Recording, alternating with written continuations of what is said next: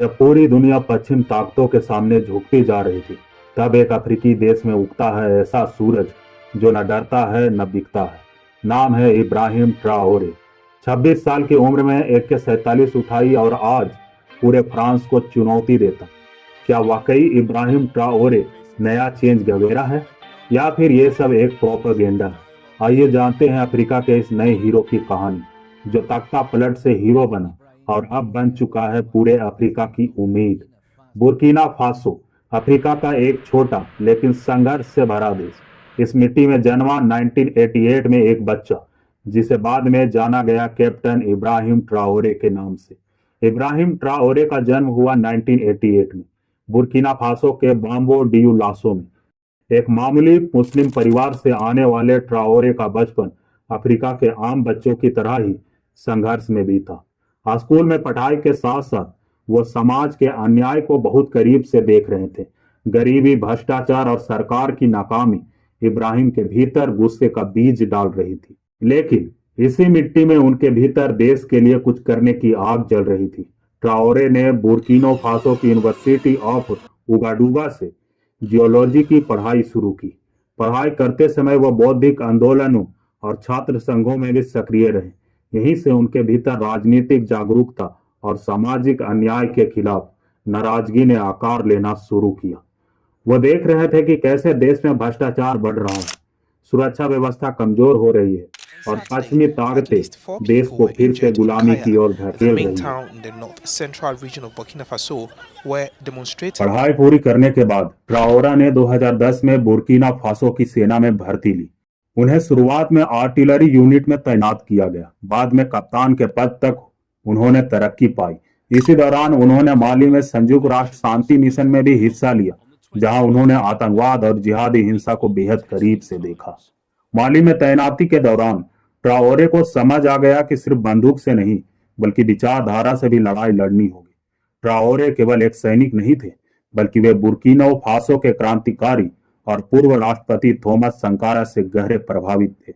उन्होंने देखा कि देश की सेना खुद भ्रष्टाचार नेताओं के हाथ की कठपुतली बन चुकी है।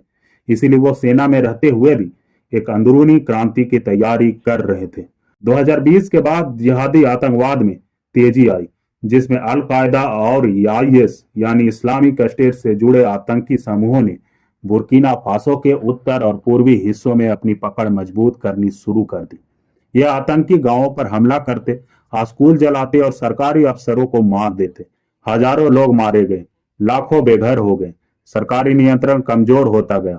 सरकार की पकड़ सिर्फ बड़े शहरों तक सीमित रह गई। ग्रामीण इलाकों में आतंकियों ने समानांतर सत्ता बना ली। राज्य पूरी तरह से फेल स्टेट की ओर बढ़ने लगा। दूसरी ओर फ्रंट लाइन पर लड़ रहे सैनिकों को न सही हथियार मिल रहे थे, न सपोर्ट। उन्हें अपने परिवार की भी सुरक्षा की चिंता थी, क्योंकि आतंकवादी रिहायशी इलाकों को भी निशाना बना रहे थे। लोग सरकार से परेशान हो गए थे। न सुरक्षा मिल रही थी, न विकास हो रहा था और न ही न्याय मिल रहा था। इसलिए जनता का भरोसा नेताओं से उठकर अब सेना की ओर जा रहा था। बुर्किना फासो फ्रांस का पूर्व उपनिवेश रहा है और वहां आज भी फ्रांसीसी दखल को लेकर लोग गुस्सा हैं।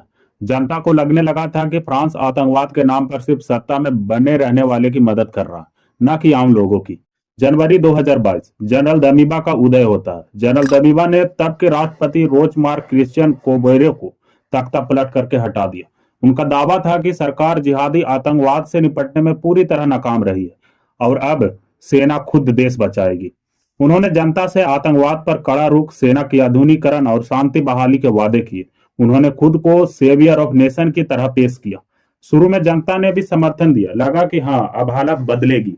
लेकिन हालत और भी खराब होते गई। दमीबा ने सत्ता तो हथिया ली, लेकिन कुछ ही महीनों में ही पता चल गया कि आतंकी हमले और तेज हो गए। 100 से ज्यादा सैनिकों और नागरिकों की जाने गई। कई इलाके सरकारी नियंत्रण से बाहर हो गए। दमीबा पर आरोप लगे कि वो ज्यादा वक्त राजधानी में रह रहे हैं और फ्रंट लाइन पर नहीं। अंदरूनी राजनीतिक घमंड और ढीली सैन्य नीति से अफसरों और सैनिकों में गुस्सा बढ़ा। आरोप ये भी लगे कि उन्होंने फ्रांस के प्रभाव को खत्म करने के बजाय बढ़ावा दिया है। ये सब देख जनता का भरोसा टूटा और प्रदर्शन होना शुरू हो गया। कई जगहों पर एंटी दमीबा प्रदर्शन होने लगे। लोगों ने कहा, यह सिर्फ चेहरा बदल गया है, नीतियां वही की वही है। देश भर में असंतोष बढ़ चुका था। जनता भूख, असुरक्षा और भ्रष्टाचार से परेशान थी। सेना के अंदर खासकर मिड लेवल अधिकारी दमीबा से नाराज थे, क्योंकि दमीबा कभी फ्रंट लाइन पर जाते ही नहीं थे और अब तक वो आतंकवाद के खिलाफ कोई निर्णायक कदम भी नहीं उठाए थे। It's rare footage of the group Boko Haram. The insurgents filmed this 30 सितंबर 2022 की सुबह सवेरे सवेरे राजधानी ओगाडोंगू की सड़कों पर भारी सैन्य मूवमेंट दिखा। सैनिकों ने राष्ट्रपति पैलेस, सरकारी टीवी चैनल आरटीवी और सेना मुख्यालय को घेर लिया। सरकारी मीडिया पर अचानक ब्रॉडकास्ट रुक गए और फिर शाम को सेना की ओर से घोषणा आता है कि दमीबा अब राष्ट्रपति नहीं रहे। सेना की तरफ से कैप्टन इब्राहिम ट्राओरे सामने आए। उन्होंने कहा, हमने जनरल दमीबा को उनके पद से हटा दिया है क्योंकि वह देश को एकजुट करने और सुरक्षित करने में विफल रहे। इधर दमीबा को बिना खून खराबे के सत्ता छोड़नी पड़ी और टोगो भागना पड़ा। ट्राओरा ने कहा, हम कोई सत्ता के भूख के लिए नहीं आए हैं, हम अपने देश को बचाने आए हैं।